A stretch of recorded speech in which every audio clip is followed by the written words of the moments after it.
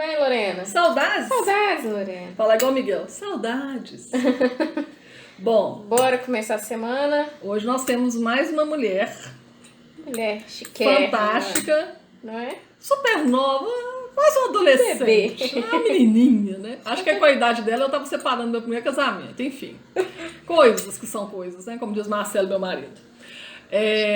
Mas nós vamos falar dela daqui a pouquinho para apresentá-la. Vamos nos apresentar. Eu estou resumida, né? Você já sabe. Você tá muito concisa ultimamente. Eu não tenho mais 6 profissões igual antes. Eu só falo 2. Né, gente? Para quem não me conhece, meu nome é Lorena Ribeiro. Eu sou consultora e distribuidora independente da Junete. Eu sou Alice Portela, sou engenheira civil de formação e também distribuidora oficial da Junete. Muito bem. Engenheira civil falante, né? Que inventou o programa de rádio. Eu que sou comunicóloga, mas ela que inventou o programa, hein, gente? Bom, nossa entrevistada eu conheci numa live do Bela Conversa. E ela tem um nome lindo, sabe? O nome dela é um nome assim maravilhoso. Ela é Xará, ela chama Lorena. Vamos lá, Xará, como você está? Se apresente. Bom dia. Bom dia, Lorena. Obrigada pelo convite. Que alegria estar aqui com essa mulher desse nome maravilhoso. Que puxava a sardinha, né? Bom dia, Alice. Bom dia. Seja bem-vinda. Então, gente, obrigada. Meu nome é Lorena Ramos, cearense, né? O sotaque não nega. E foi uma alegria ter esse encontro e poder dividir hoje, essa manhã aqui com vocês, trocar experiências, trocar ideias, né? A gente sabe que a gente se fortalece muito quando escuta outras pessoas e aprende das suas trajetórias. Uhum. Então, é uma alegria estar por aqui. Não sou tão novinha como a minha xará falou, queria ser. Mas ainda tem um tempinho aí para construir essa história. Mas quantos anos você tem? Fala para nós a verdade. 31. Ah, menina, não parece, não. É quase a sua idade, né, Alice? Quase, é. Quase a sua idade. Então vocês estão mais ou menos igual. Pois é. 31 é uma idade boa. Dizia o clichê romântico da minha adolescência que 30 anos era a idade do sucesso, né? Eu tô esperando esse sucesso. Tá com um ano de atraso, mas ele chega. Bom, pelo menos você tá... Não sei se isso é interessante ou não, porque rádio era uma coisa tão obsoleta e hoje rádio web é uma coisa tão moderna, depois do nosso Spotify, do Clubhouse, né? Então, de certa forma, você está fazendo um sucesso para vários ouvintes, né? Esse sucesso já está aí, né? Né, Alice? Então, o sucesso chegou aos 31. Então, eu tenho que avisar lá pro De Repente 30 que é 31 a idade do sucesso, não é? Adorei. Ô, Xará, conta pro pessoal de onde você é. Conta aí pra nós tudo. Pronto, eu sou de uma cidadezinha que fica no sertão dos Inhamuns, aqui no Ceará. O nome da cidade que eu nasci, eu sempre digo cresci, mas isso é um eufemismo, né? Que a pessoa de 1,5 m não pode dizer que cresceu. Mas eu nasci... Tamo junto, fala aí. Eu nasci, eu sempre viro piada quando eu falo que nasci e cresci aqui, né? Eu nasci e fui criada nessa cidade chamada Crateús, que é no sertão nordestino. Sim, gente, aqui já chegou Coca-Cola, tá? Podem ficar tranquilos. Peraí, a primeira pergunta que vem. Como é que é o nome? É Crateúnos, né? Isso, eu até brinquei com você por causa do Crato, né? Da cidade do pai do meu esposo. As pessoas associam muito por conta do nome, só que fica numa região um pouco distante de Crato, né? A gente está bem no centro. Se o Ceará fosse assim um círculo, nós estaríamos de fato na região central, né? Crateús fica bem na frente do mapa. Então, eu sou filha única por parte de mãe, por parte de pai. Meu pai era um aventureiro, um senhor, assim, uns 30 aninhos, quase nada mais velho que a minha mãe. Nossa. E eu tenho irmãos na faixa etária da minha mãe e tenho um irmão que é um pouco mais velho que eu, aí chegando nos 40. E talvez eu tenha alguma irmã que eu não conheço, né? Mas, oficialmente, são esses. O meu pai realmente levou a sério aquele conselho bíblico, né? Crescei-vos, multiplicai-vos. Ele saiu aí se aventurando. Um moço muito religioso. extremamente fiel à Bíblia, demais. Ele aprendeu só esse versículo e saiu aplicando aí pelo mundo. Então, basicamente é isso, né? Eu cresci nessa cidadezinha pequena, mas eu sempre fui muito sonhadora. E eu sempre busquei novos horizontes, né? Daí vieram os horizontes que me trouxeram até vocês de tão, tão distantes no meu Ceará. Adorei. Mas aí você saiu da cidade para estudar? Como que foi?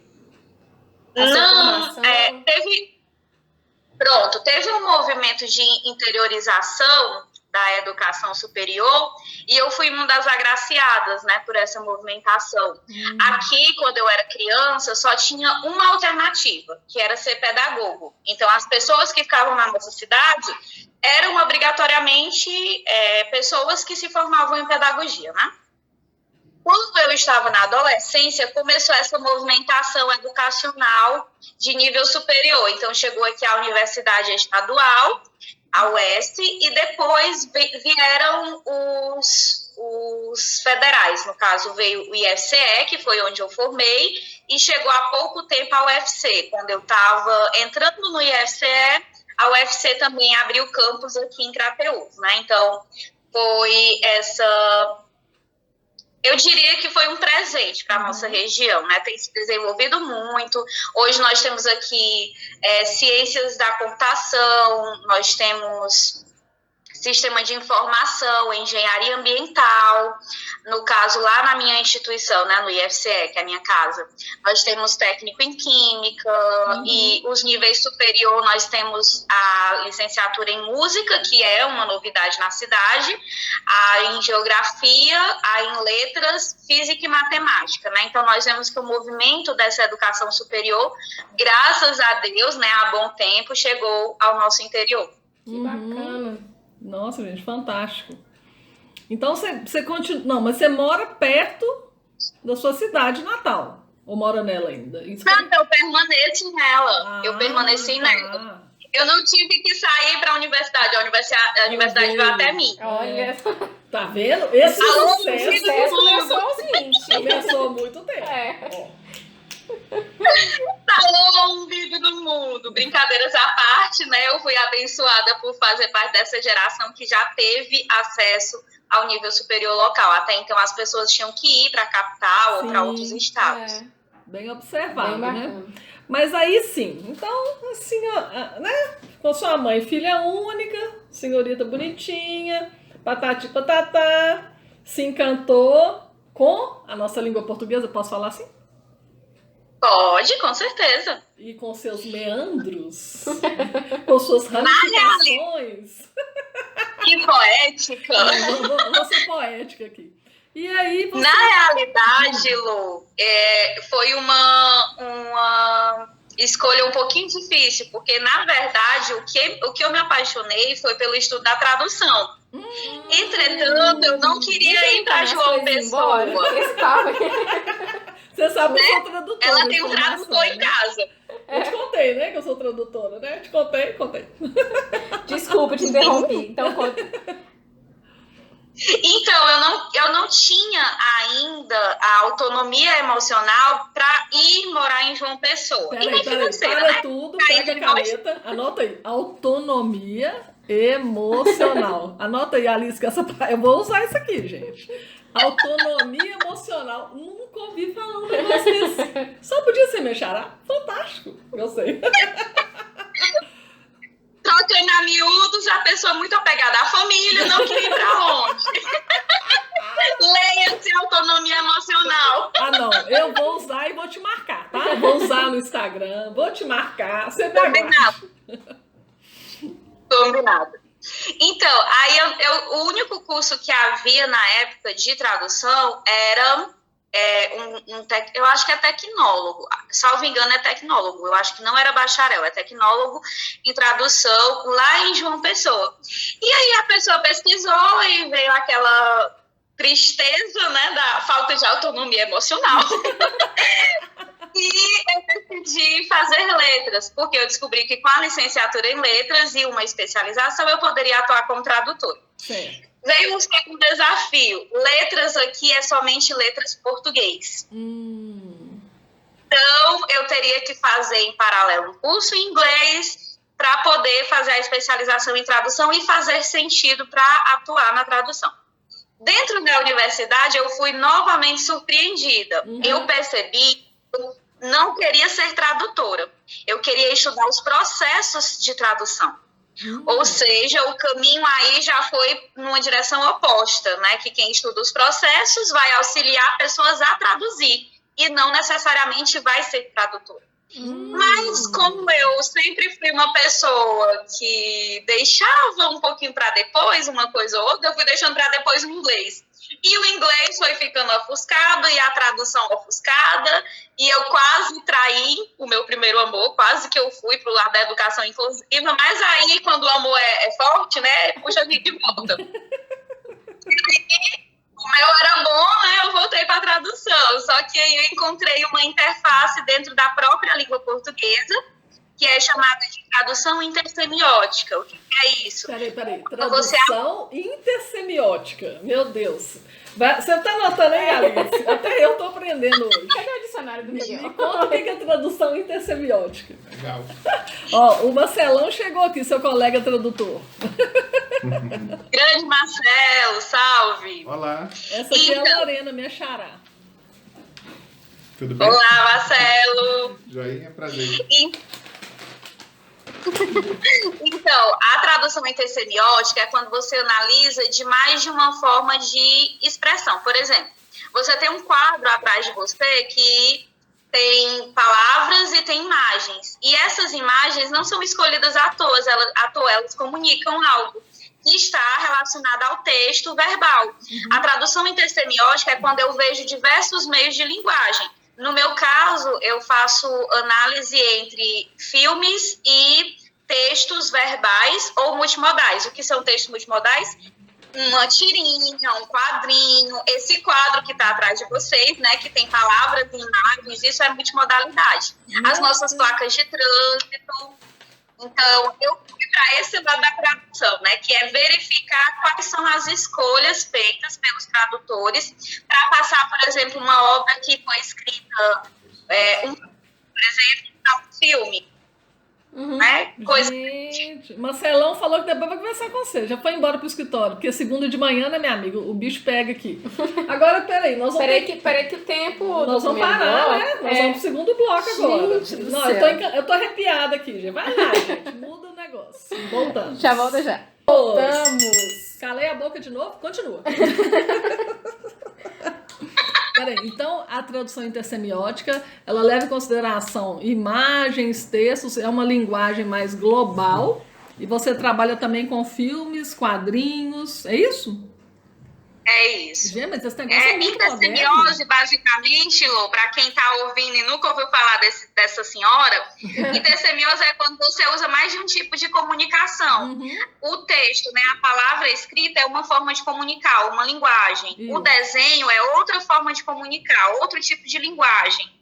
A junção do desenho com o texto é o que os linguistas chamam de multimodal, que é quando eu transmito uma mensagem casando a ideia que tem numa imagem mais a ideia que tem em um texto. E o audiovisual, que são os filmes, as séries, as novelas, elas casam mais outras linguagens. No caso, nós vamos ter a parte auditiva, nós vamos ter a parte visual, nós vamos ter a trilha sonora, nós vamos ter vários outros recursos que estão para além de um texto, né? E não deixam de ser textos. Gente, que coisa legal. Vou só falar uma coisa. Eu vou te chamar pra gente fazer uma live lá nos nossos perfis, hein? Tô dentro, pode falar. Pode marcar a data que a gente vai. Eu nunca pensei nisso assim. Gente, isso tá dentro do Brasil? Eu nunca ouvi falar disso. Sim, infelizmente Mas não tá em faculdade, né? Como é que é? Ou tá? Pronto. A nossa geração, minha, de vocês, teve contato com isso se tiver ido para a faculdade de letras. Hoje tem um movimento, graças à BNCC, graças aos materiais didáticos alinhados à BNCC, e na BNCC tem contributos de linguistas, né? Então, graças a todos esses movimentos, hoje, por exemplo, eu dou aula no 6º ano de língua portuguesa.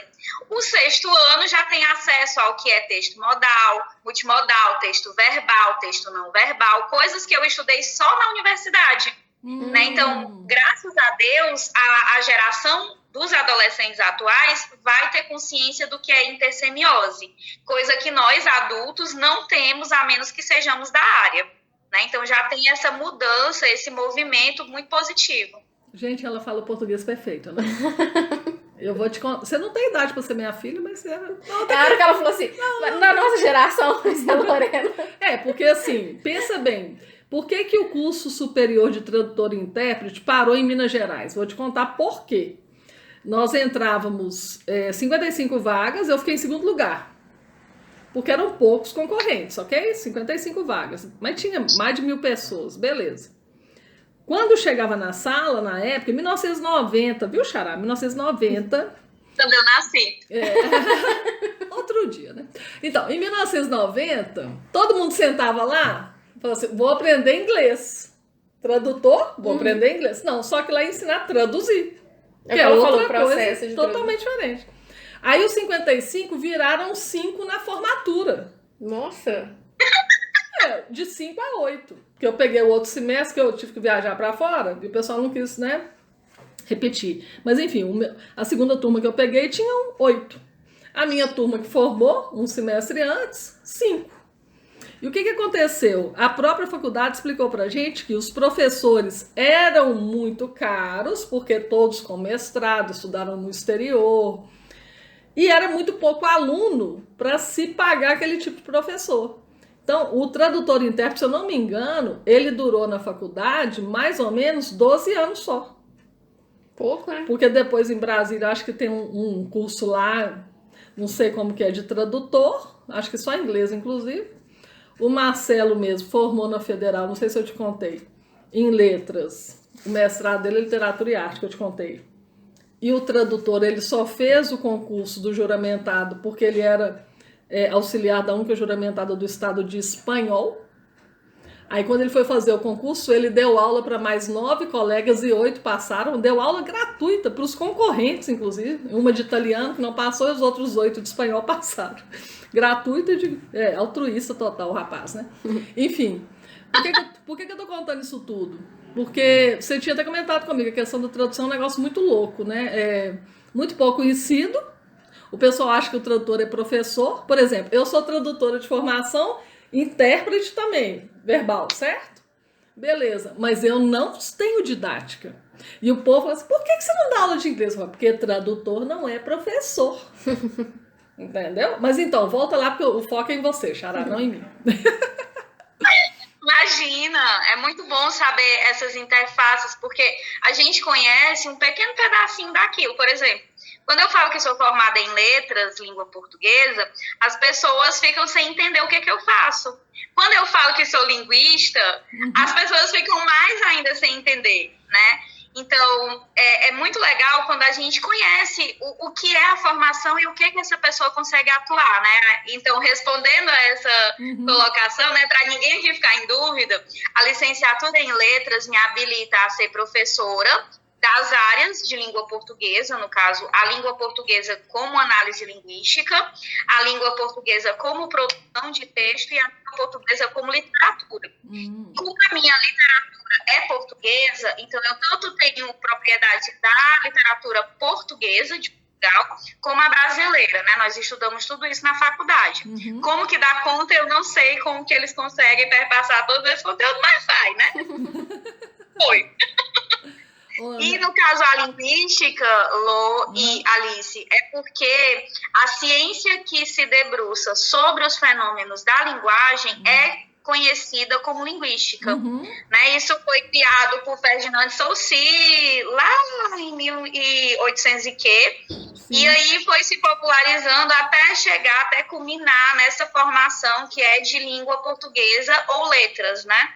E a gente consegue atuar a partir do 6º ano, nós não somos alfabetizadores, nós atuamos a partir do 6º ano e vamos até a educação de jovens e adultos. Isso apenas com a licenciatura, né? Que é o 1º grau de formação. Sim. Se tiver especialização, mestrado, alguma coisa no próximo nível, aí a gente já consegue ter um leque maior, como atuar em universidades. Eu ainda não tenho essa autorização de atuar em universidades, exceto no português instrumental, de cursos que não sejam o de letras. Eu já posso atuar no nível superior de outros cursos com o português instrumental. Entendi. Olha pra você ver. Olha pra você ver, é mineiro mesmo. Eu lembro que eu estudei estilística, linguística, fonética, que eu amava de paixão em vários períodos. E eu lembro muito que eu sou chata ainda, né? Quando eu vejo textos assim que precisam de uma correção, erros crassos, né? Gente, erro crasso é erro grave, tá? Não é erro simples, erro grave lá e tal. Beleza. Por que eu tô falando isso? Veja se eu tô falando certo, Xará, porque tem muitos anos que eu formei, né? Nossa senhora, décadas. Mas vê se eu tô falando certo. A professora de estilística, ela falava o seguinte: gente, a estilística, junto com a linguística, aceita a linguagem coloquial com suas falhas, que seriam falhas na língua padrão, mas que na fala não tem falha. Por quê? Porque a linguagem ela é coloquial. Então ela aceita o né, o ai. Quais são as suas formas contratas daí, Xará? Me fala algumas. E aqui tem muito o oxe. Do nada a pessoa mete um oxe. Vixe, do nada também é muito comum.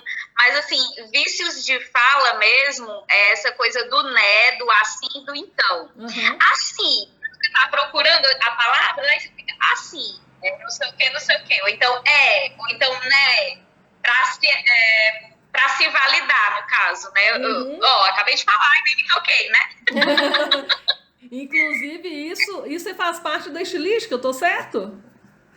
Pronto. Dentro da linguística, nós vamos ter a gramática, normativa, no caso, aquela que dita quais são as regras. Isso. E nós vamos ter a gramática do português falado, por exemplo, né? Dentre muitas outras, tem diversas gramáticas. Mas a que se debruça sobre essa fala coloquial mesmo é a do português falado. Por quê? Porque, segundo a linguística, nós somos seres sociais e somos construídos socialmente, né? Então, nossa linguagem é constituída de maneira social. Ou seja, a influência que os falantes ali do meu arredor, quando eu estou aprendendo a falar, todas aquelas colocações vão ser naturalizadas para mim. É isso que os linguistas chamam de gramática internalizada. O que é isso? É eu saber que quando eu sou pequenininha, quando eu sou criança, ali de 2, 3 anos, eu posso dizer meu, mesmo sendo um objeto feminino. Às vezes a criancinha fala, meu bicicleta. Por quê? Porque ela ainda não internalizou que existe o minha. Né? Então, tem diversos outros fenômenos que são ditados por essa gramática interna. E é essa gramática interna que entra em choque na educação básica. Porque você aprendeu a falar igual às pessoas que te cercam e essas pessoas têm a fala espontânea. E muitas não tiveram a escolarização necessária para saber passar da linguagem coloquial para a linguagem culta. A maioria deles só conhecem a linguagem coloquial porque não teve tanta instrução. E aí você chega na escola e querem que você use ênclise, próclise, mesóclise, que você saiba o mi e o min, que você saiba o mas com S e o mais com I, né? Então vai entrando em choque. Agora, deixa eu te perguntar uma coisa. Uma coisa que me incomoda muito, só eu, tá, gente? Esquece aí quem tá me ouvindo. Continua me amando, tá? Mas aqui. Me incomoda muito quando eu vejo uma pessoa com um nível superior, ok? Independente de qual seja, talvez até com mestrado, doutorado, virar no meio de uma live ou mesmo num texto escrito E pensa bem, está falando de um assunto técnico. Veja se faz sentido para mim isso. Eu vou buscar ela porque ela papapá. Vou contar para ela. Não, para ela até que dá. Eu nem sei falar errado. Amo ela. Eu amo ela. Isso, amo ela, é ótimo, porque é cacófato, né? Tem essa encontro aí dos vogais, papapá, que dá esse barulhinho, né? O que você acha disso? Ou eu tô ficando doida e eu tenho que aceitar mesmo? Cala a boca, Lorena, e aceita. Me diz. Então, Lu, as falas, elas são espontâneas e a gente precisa se desprender da ideia de ser policial da linguagem. Nossa. Nós não somos. Entende? Nós não somos fiscais da linguagem de ninguém, nem da nossa, nem da do outro. Embora a gente se policie, embora a gente tenha a instrução, mas nós estamos num momento de fala, e a fala, as pessoas brincam que a fala de alguns é mais rápida que o pensamento, a pessoa fala para depois pensar. Sim. Né? E isso acontece principalmente numa situação de tensão, porque a pessoa está ali numa situação alheia ao cotidiano dela. Ela está numa live, ela está numa masterclass, ela está em algum momento que não é o do dia a dia. Uhum. E aí ela está se policiando, ela está cobrando de si mobilizar todas as regras que ela aprendeu ao longo da educação básica, né? E ao longo, talvez, da educação superior. Mas ela não vai conseguir ser 100%.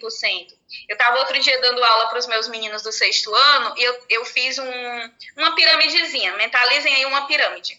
Peraí, eu quero saber dessa pirâmide. Nós queremos saber dessa pirâmide daqui a alguns minutinhos. Gente, volta lá. Voltamos já. E sabe uma coisa, Lorena? Só te completando esse assunto. Eu fico, às vezes, pensando, dependendo de para quem a pessoa tá falando, você vai falar, eu a amo.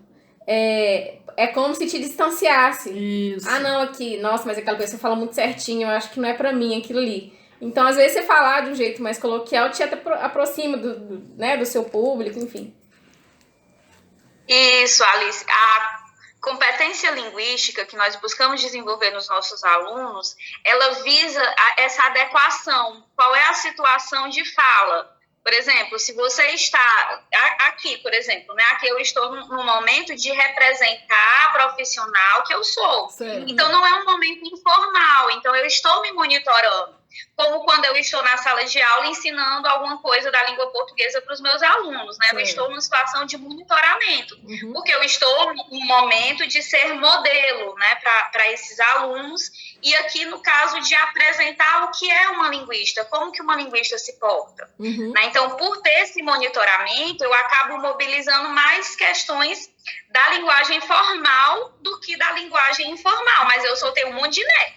Ou seja, a informalidade não sai da gente. O coloquialismo, na fala, no meu texto, vocês não encontrariam marcas, porque eu fui treinada para que eu conseguisse apagar essas marcas. Mas na fala, não rola. É a mesma coisa que uma pessoa que aprende um segundo idioma, porque nós temos que lembrar, já eu vou falar da pirâmide, nós temos que lembrar que a língua culta não é uma língua natural, ela é uma língua que nós aprendemos, certo. Nós somos ensinados essas regras.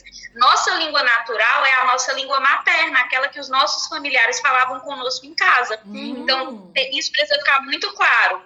Né? Então, se eu aprender a língua inglesa, eu vou ter as marcas do fato de eu ser uma pessoa falante natural de português.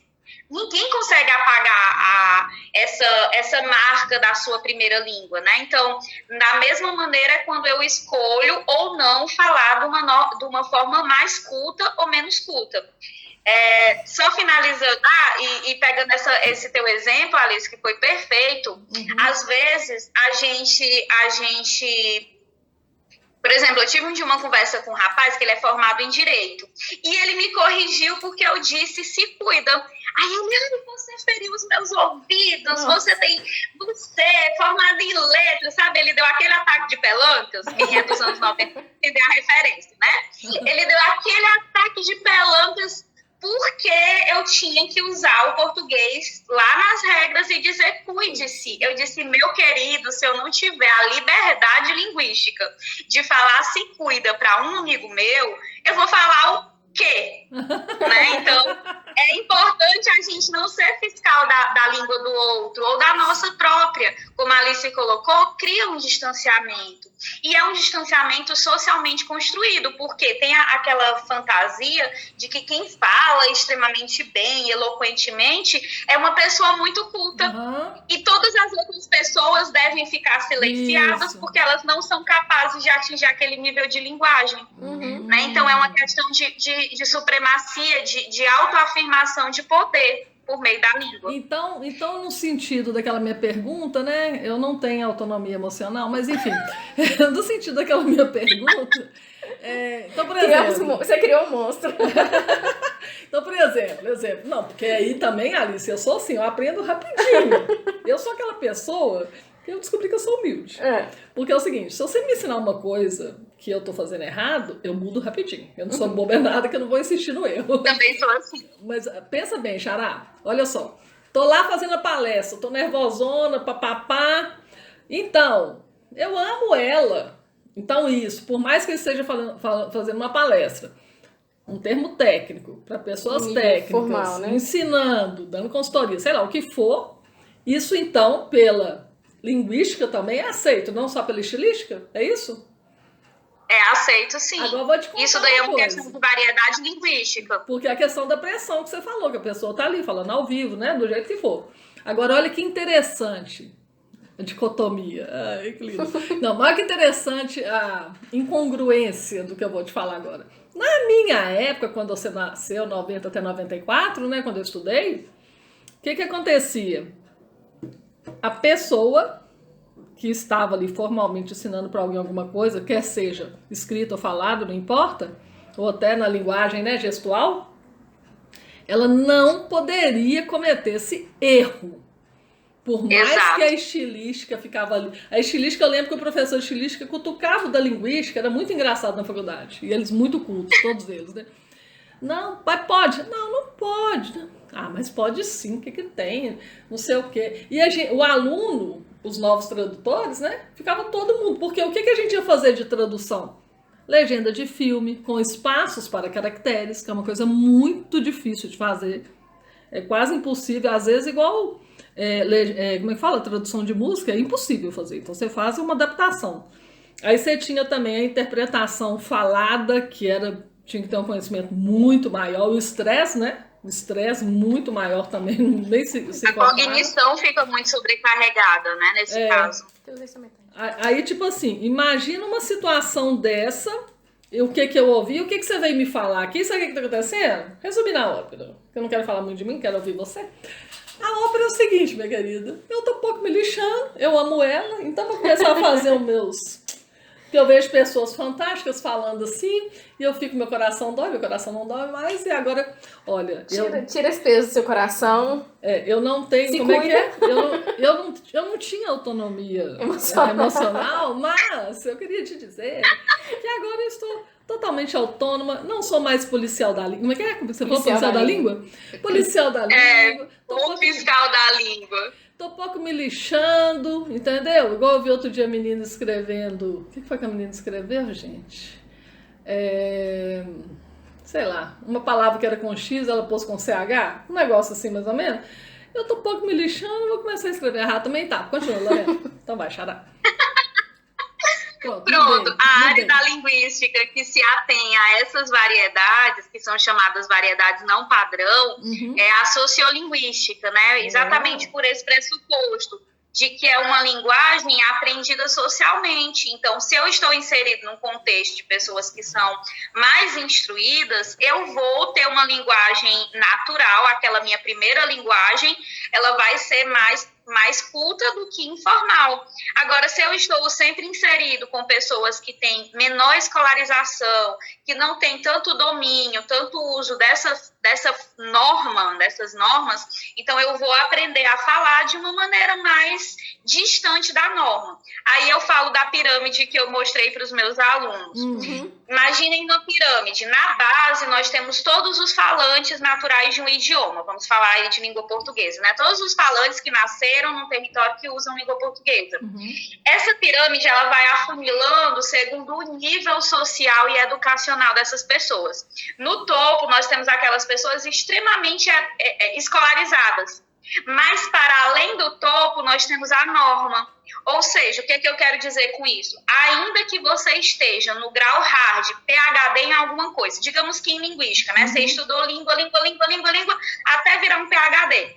Você ainda não é capaz de executar a norma. Por quê? Porque a norma é um ideal de linguagem. Os meus meninos riem que eu digo para eles, gente, se você for um computador, você ainda vai ter bugs e não vai conseguir executar 100% das normas. Sim. Vai ter desvios. Então, entendam, a norma padrão, né, aquilo que a gente estuda nas aulas gramaticais, é apenas um ideal de linguagem. Não tem um falante natural, porque, imagine, para você ser falante dessa norma padrão, você teria que nascer falando 100% das regras. E ninguém nasce sabendo as regras. A gente aprende. Por isso que os linguistas explicam, né, eu lembro muito da aula do meu professor, que é sociolinguista, que eles explicam exatamente isso. Nós somos falantes naturais e vamos descobrindo outras formas de nos expressar. E vamos nos aproximando do topo dessa pirâmide, mas todos nós nascemos na base, né, que é um falar muito espontâneo. Então, aí, agora eu vou abraçar a sua fala e vou falar uma palavrinha que eu adoro. Não, 2 palavrinhas. É nóis. Diga. É nóis, Lô. Então, minha filha, eu tô suave na nave. Ai, uma linda segunda-feira para todos nós.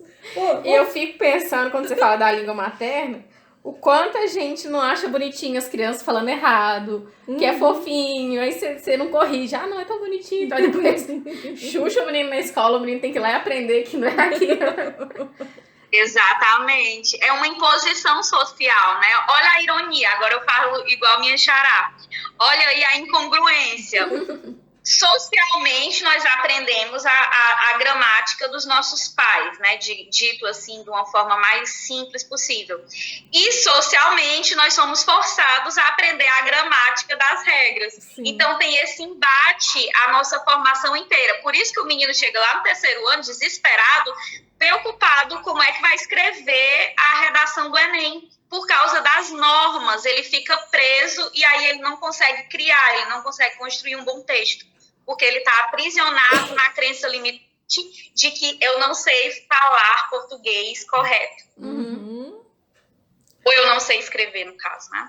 Gente, mas é muito louco. Nossa. E é muito legal o que você falou do treinamento, porque eu adoro escrever. Eu até, dentro da área de exatas do meu curso, a turma normalmente tinha maior dificuldade no TCC, e eu era o contrário. Você escrevendo, meu professor ficava assim, corta isso aqui, isso aqui você não pode falar. Acha alguém que falou isso antes de você e fala que foi essa pessoa. Você não pode falar nada no seu TCC. Você pode se basear em outras pessoas. Eu falo, gente, mas eu gostei tanto. Não, tá ótimo, mas você não pode falar nada. Alguém tem que ter falado isso antes de você. Aí eu ia lá e procurava. Falando em autonomia, né, Alice? Lá vai a autonomia científica que a gente não tem, ou maldade. Aí ele falava assim, na sua dissertação você pode falar. No TCC você não pode falar ainda não. E eu lembro da época de redação, não era o Enem ainda, mas era o vestibular, que eu saía escrevendo, e parágrafo curto, e não sei o que, os professores vinham com maior paciência, não, desenvolve melhor, introdução, desenvolvimento, conclusão e tal. Eu falava, gente, mas é um pedacinho desse tamanho, não cabe tudo que eu quero escrever. E até eu conseguir colocar dentro, eu lembro que da UFMG, eram tipo 15 linhas, gente, eram um espacinho desse tamanho. O professor falava assim, diminui sua letra, que vai caber mais coisa. Então, é um processo de treinamento, né, de adequação do que a gente aprendeu para caber dentro do formato que precisa ser avaliado ali também, né? E também repertório linguístico, né? Porque se você não conhece palavras, de repente, menores, que sejam sinônimas, ou se você não conhece os movimentos de anáfora, né? Que é retomar uma coisa que foi dita antes com algum conectivo, por exemplo, ele, este, isso, né? Se você não sabe fazer uso dessas substituições, o seu texto fica repetitivo, você escreve muito e fala pouco, né? Então, tudo é questão de treinamento. Muito bom. Então nós vamos pro próximo bloco. Voltamos já. Pensa num programa que você não vê passar. Eu me sinto assim. Então tá. Pode falar aqui. Papo bom. Tô nem acreditando que já tá acabando. Não é? Ó, só uma perguntinha rapidinha, antes de você falar da mentoria, tá? Mentora querida. Charazinha querida, me diga. Você tem alguma regrinha, igual a Alice falou, sobre esse, tananã, tananã, tananã? Então, eu confesso que, assim como a vírgula, o esse e o este costumam ser uma pedra no meu sapato. Mas, no seu sapato? Né? Não, no meu. Os outros colegas linguistas, os outros colegas da língua portuguesa, um dia eu vi um post no Instagram que eu disse, por que eu não vi isso daqui antes, quando eu tinha que aprender esse negócio? O esse é uma coisa que foi dita antes. O este é uma que vai ser dita a seguir. Por exemplo, este programa está indo ao ar, o quê? O programa. Então, este veio antes do programa, né? E por isso o que vem depois. E o programa, esse momento que tivemos, aí no caso, o esse está retomando a palavra programa. Né? Basicamente isso. E aquele negócio de aproximação? Eu sabia, isso que eu ia falar. Eu sabia disso, mais perto, mais longe. Aí eu decorei a sequência, esse, aquele. Aí eu sabia, esse é o primeiro, mais perto, o este é do parágrafo anterior e o aquele é do primeiro parágrafo. Não, este é o primeiro. Esse, aquele. Isso. Eu falei errado, então. Este, eu decorei a sequência, do mais perto, mais longe. Eu também aprendi assim, tá certo? Sim, só que nós estamos falando não de posicionamento, nós estamos falando de retomadas. Eu estou antecipando ou eu estou retomando? Se for uma retomada, é esse. Se for uma antecipação, é este. Ou o inverso. Não sei. Não, você explicou. Mas essa regrinha da Alice vale, né? Vale sim para localização, né? No caso. Tá. Agora, se estiver ali na mesma linha, se for uma questão iminente, né, bem próxima daquela retomada, aí é essa regra, que eu posso ter trocado, gente, desculpa. Não, mas você falou certinho. Você falou certinho. Este é o que está acontecendo agora para frente e esse é aquele que aconteceu. Tá certo. Então vamos lá. Eu lembro que no terceiro ano eu tive uma professora que ninguém gostava dela. Ela era carrasca, ela era brava. Mas ela fazia a gente copiar as normas da gramática, de crase, de vírgula. E os meninos odiavam, todo mundo odiava. Eu também não gostava na época, lógico. Mas eu lembro que quando chegou na época de fazer redação, eu falava, gente, eu sei crase. Eu me achava o máximo. Crase é legal, por causa lógico, né? Que a repetição pra mim funcionava, para outras pessoas não funcionava. Mas era crase e vírgula. Minha irmã até hoje, minha irmã vai escrever texto pra algum cliente, ela manda, olha, se tem muita vírgula. Aí eu vou lá e tiro um monte de vírgula e devolvo pra ela. Mas é treinamento, né? Vírgula até hoje é uma coisa que eu reviso. Sempre que eu vou revisar um texto para achar os erros ou inadequações, né? Que agora o movimento hoje é não falar de erro, falar de inadequação, né? Pronto. Então, quando eu vou procurar inadequações no uso de vírgula, eu reviso quando usar ou não a vírgula para poder eu fazer essa revisão, porque é uma coisa que eu não internalizei. Não deu. Ô, Xará, outro dia eu encontrei uma inadequação no material do Sebrae que estava segmento com GUI para segmento de comercial, segmento industrial, certo? Não segmento verbo seguir, com GUI. Aí eu fiz a adequação verbal, escrita, para nossa amiga lá do Sebrae, né? Funcionária, né? Colaboradora. Ela falou assim, obrigada e tal. Eu falei, pois é, porque isso. Porque isso. Pensa comigo, Xará. Isso interfere e fala muito sobre um órgão, que é um órgão de instrução, né? Que eu falo assim, bom, isso é considerado, acredito eu, vê se você concorda comigo, que é um erro crasso, é um erro grave. Você confunde segmento tudo que representa comercial, uma instituição precisa ser revisado. Não é? Aí ela falou assim, obrigada e tal, mas deixa pra lá. Eu falei, gente, meu coração parou. Tá, então vamos lá, agora vamos falar da mentoria. Parei. Pronto. Então, o meu movimento hoje, eu trabalho formalmente, né, CLT em uma escola da rede privada no meu município, que inclusive é a segunda maior escola, é a mais antiga, ela era a primeira, mas aí chegou uma concorrente, aí ficou aquele... Mas eu vou dizer que ela é a primeira, ela é a maior escola, né, daqui da cidade. E... Paralelo a isso, eu estou com um projeto de mentoria voltada para professores, né? Eu utilizo o poder da linguagem para auxiliá-los a interpretar os seus anseios, interpretar os seus desejos de futuro. Na mentoria, eu vou focar nas inovações e como essas inovações podem trabalhar para a renda extra desses professores. Ou, se eles tiverem à vontade, depois de um tempo, eles podem trabalhar autonomamente e até se desvincular de escola, de alguma instituição que eles hoje prestem serviço, né? Então, a ideia da minha mentoria é auxiliar os professores que desejam, assim como eu, ter uma renda extra. Daqui a um tempo eu vou transitar de carreira, porque eu quero fazer meu mestrado e eu não quero estar vinculada a nenhuma instituição quando eu estiver no mestrado. Eu quero ter a autonomia de trabalhar encaixando nos horários do curso, né? Para que eu me dedique mais a ele. Então, os colegas professores que têm esse desejo, né, tem aí a minha mentoria, que se chama Mentoria Inova Prof, e que eu utilizo o meu Instagram para estar tendo contato com esses professores. Mas peraí, para tudo. Professores empreendedores? Sim. Aqui. Gente, Temos um negócio para conversar depois do programa, garota. Não vou falar nada não. Continua, mentora querida. Xará. É isso, eu vou estar abrindo a primeira turma agora em setembro, para a segunda semana, a previsão. Eu vou oficializar aí nos próximos dias o anúncio da data. Já estou com 4 pessoas e 2 pensativas, eu acho que já vamos ter aí 6, antes mesmo do lançamento. E o máximo que eu vou aceitar nessa primeira turma são 10. A minha ideia é fazer uma mentoria com um grupo pequeno, para que haja esse poder do grupo, para que um ajude ao outro, mas ao mesmo tempo que eu não me desdobre muito e não perca o foco de auxiliar um, porque eu tenho muitos outros, né? Então, eu acho que 10 é um número razoável para esse primeiro momento. Ô, Xará, mas agora em setembro, né? Nós já estamos em setembro. Não, estamos em julho, não me assusta. Não, nós estamos em setembro. Você esqueceu que nós estamos... Segunda-feira de manhã. Bom, enfim. É porque já passou, minha querida. Já passou. Ela ainda tá lá, sabe? Ela tá lá em julho. Vai ao ar que dia de setembro?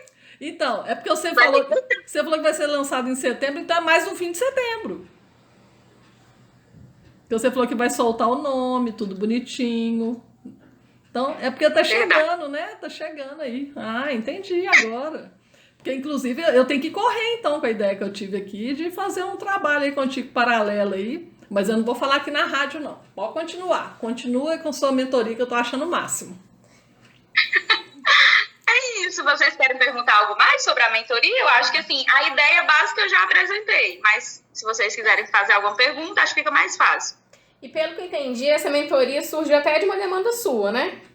Já que você tem essa demanda, essa demanda sua de desvincular do CLT. Exato. Exatamente. Como a gente fala no que diz respeito a empreendimento, né? Eu sou o meu avatar transformado.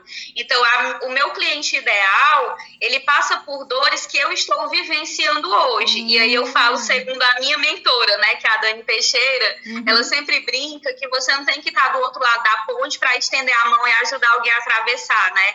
Você só precisa estar um passo à frente dessa pessoa. Eu estou um passo à frente do meu avatar. Eu já identifiquei, eu já estruturei o meu plano de ação e já estou iniciando a mentoria, né? Então, já iniciei meu empreendimento digital. No caso do meu avatar, do meu cliente ideal, ele está ainda insatisfeito, ele está querendo algo mais que ele não sabe muito bem por onde começar, e aí a mentoria vai auxiliá-lo a entender, dentro das habilidades, do tempo, das paixões dele, qual seria o plano de ação adequado para o negócio dele, né? Como ele pode começar a empreender. Gente, sensacional. Qualquer professor? Qualquer área? Sim. Sim, qualquer professor e, inclusive, coordenadores. Ah, tá, mas ele... Eu estou já com uma coordenadora. Mas ele empreendendo só na área da educação ou qualquer área? Lô, por enquanto, na área da educação, eu vou auxiliar eles a descobrir uma maneira de ensinar, porque as pessoas que chegam a mim, assim como eu, elas amam ensinar, mas elas não gostam do sistema de ensino formal, porque ele poda as habilidades do educador, ele limita muito o educador.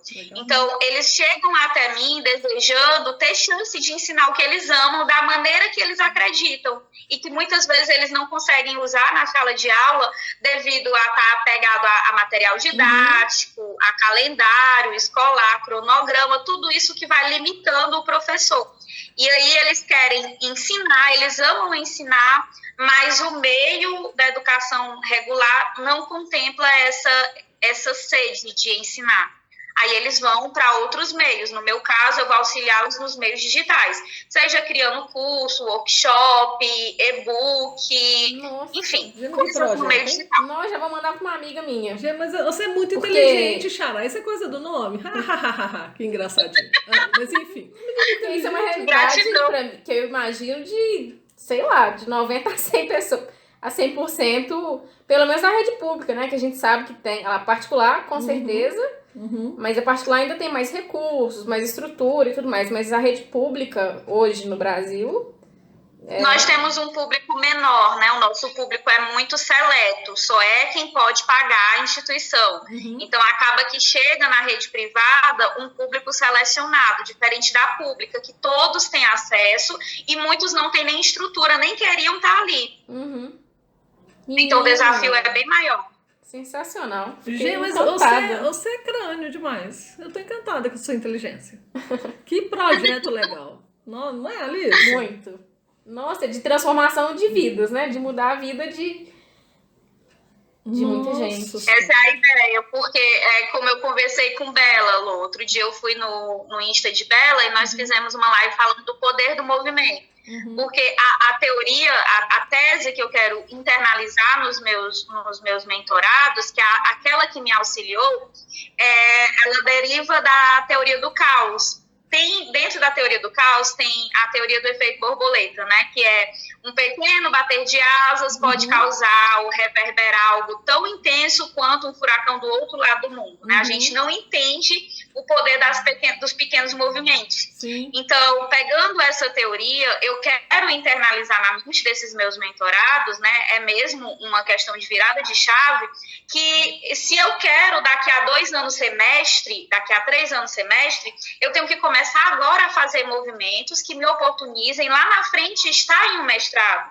Eu não posso só querer sem entender o processo, né? E esse processo, ele é composto das escolhas que eu faço no meu dia a dia, nas escolhas que eu faço a cada semana, a cada mês e a cada ano, né? Por isso que na mentoria eu vou entregar, uma das coisas que eu vou entregar é exatamente um plano de negócios, um plano de ação, né? Não chega a ser um plano de negócio porque eu não vou tratar de questões legais, de questões muito mais profundas, mas eu vou tratar da sistematização de um método, né? Como que ele vai sistematizar o desejo e a ideia dele de empreender pelos meios digitais. E aí eu vou trabalhar com essa teoria de que os pequenos movimentos vão causar grandes resultados, desde que eles se adequem e se apeguem a esses pequenos movimentos. Nossa, gente, plano de ação nós conhecemos, né, Alice? Plano de ação, nós nos conhecemos por causa de um plano de ação. Muito legal. Eu vou ter que conversar muito com você. A Alice também, já vi que vai querer conversar. Não, fantástico, fantástico. Eu tô apaixonada com o seu projeto, nem vi direito ainda, mas já tô apaixonada. Obrigada, fico muito grata, meninas, e vamos conversar sim. O seu programa acabou. Gente. Nós não somos Jô Soares. Não quero ir embora, eu quero ficar em Minas. O Ceará tá quente. Nem que seja... Nossa, menina, aqui tá frio, vamos trocar. Aqui, mas eu gosto de frio. O Ceará tá muito quente, eu tô querendo Minas. Cansei dessa vida de calor. Eu adoro frio, mas BH não é frio não, só que aqui tá frio, né, Alice? Eu tô achando o máximo. Bom, então nós vamos deixar nossos contatos e depois você deixa os seus, tá bom? Gente, o meu contato é @Lorena Ribeiro Nogueira, meu celular é 319-8749-0181. O meu é @Alice Portela Rocha. O telefone é o 31988575696. O meu é @alorena.prof, lá no Instagram. E o meu telefone é 88994369873. DDD? 88. 88. Ah, 88, Foi mal, desculpa. Lorena, obrigada. Foi ótimo, viu? Ter você aqui. Xará, você Até foi uma melhor próxima que... oportunidade. Xará, é nóis. Você me deixou... Eu agradeço, gente. Me chamem, eu amei estar com vocês. Pois é. Me deixou leve. Agora eu não sou chata mais. Parou de ser policial da língua. Não sou policial da língua. Eu tenho total autonomia. Como é que é? Tirou a farda. Não é mais policial Tirei da a língua. farda. Não vou corrigir mais ninguém, nem vou sofrer. Calada. Pronto. Muito Um beijo, Então, beijo. meu querida. Gente, então até o próximo. Até o próximo Café Café delas.